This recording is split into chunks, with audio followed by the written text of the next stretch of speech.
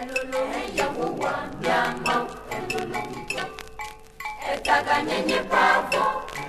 etogo kwe nyenye pea mau elolo mau elolo ewa kuno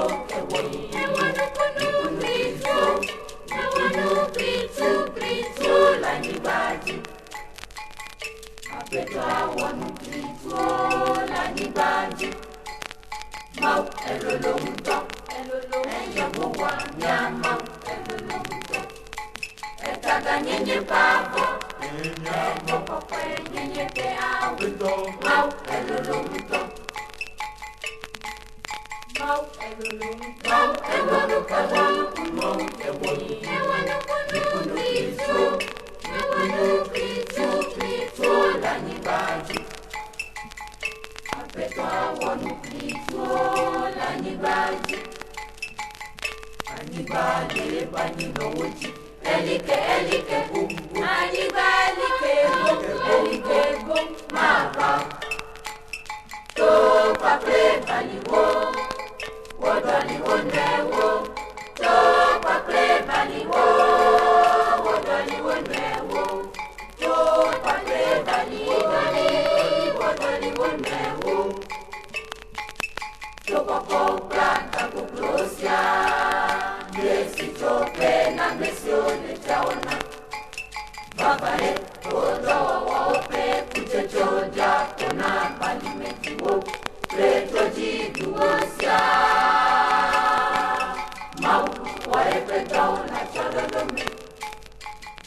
Anibale panino uji Elike bumbu Anibale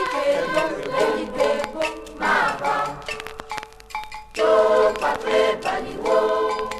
wodaliwo newo to pape baliwo wodaliwo newo to pape baliwo wodaliwo newo to popo plata bublosia Yesi chope na mesione chaona Babae oda wawope kuchechoja kona palimetiwo Preto jiduosia Mau waepe daula charadame Mina miaka dio nabi Mina miaka dio nabi Mina miaka dio nabi Letoji madao letoji amade meleo Mina miaka dio nabi Mina miaka dio nabi Nabi ne balimeto amade siakadi Dana de afianu teo